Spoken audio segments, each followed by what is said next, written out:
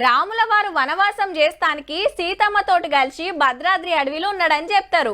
పర్ణశాల గట్టి ఆడనే బతికిండట కొన్నొద్దులు. రావణుడు మాయావేషంలో వచ్చి సీతమ్మను ఎత్తుకపోవుడు, రాముడు వానర సైన్యంతో కలిసి లంక మీద దండెత్తి యుద్ధం చేసి సీతమ్మ తల్లిని తీసుకొచ్చుడు. ఆ టెన్క శ్రీరామ పట్టాభిషేకం. ఇదంతా అందరికి తెలిసిన చరిత్ర. అయితే దేవుళ్ళ లగ్గం మీద ఇప్పుడు లొల్లి నడుస్తుందబ్బా. భద్రాద్రి సీతారాముల లగ్గం పనులు జోరుగా నడుస్తున్నాయి. గుడంతా ముస్తాబ్ చేసిండ్రు. కోటి తలంబ్రాలు వచ్చినాయి. సలువ పందిళ్ళు, మంచినీళ్లు, మహాప్రసాదాలు ఇట్లా పతొక్క పనులు సగబెడతాండ్రు. శుక్రవారమే శ్రీరామనవమి కాబట్టి సీఎం రేవంత్ రెడ్డి సారు పట్టుబట్టలు తెస్తాడు దేవుళ్ళ పెండ్లికి. అట్లనే గుడి డెవలప్మెంట్ పనులు చాలు చేస్తాడట. అంత మంచిగానే ఉన్నది గాని భద్రాచలంలో ఉన్నది శ్రీరామచంద్రుడా రామనారాయణుడా అనే లొల్లి నడుస్తుంది. ఎందుకంటే సీతమ్మ తల్లిని రాముణ్ణి అలంకారం చేసి కళ్యాణ సమయంలో మాత్రము సీతారాములు అదృశ్యమవుతున్నారు. లక్ష్మీనారాయణులు అంటే రామనారాయణుడి పేరుతో లక్ష్మీనారాయణ కళ్యాణం జరుగుతుంది.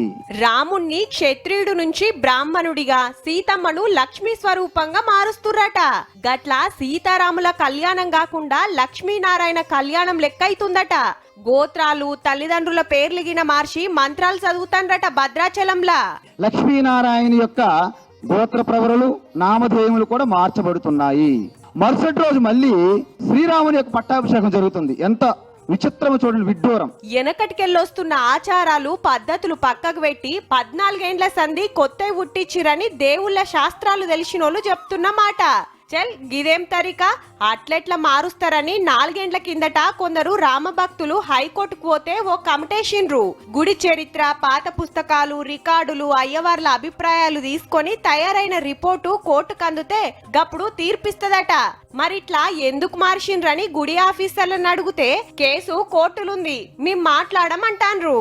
మాకు భద్రాచలంలో అసలు సిసలు సీతారామ కళ్యాణం జరగాలి. శ్రీరామనవంకి 3 రోజులే ఉన్నది కాబట్టి రామనారాయణ కళ్యాణమే జరగతట్టుంది ఈ కిత్తకు కూడా.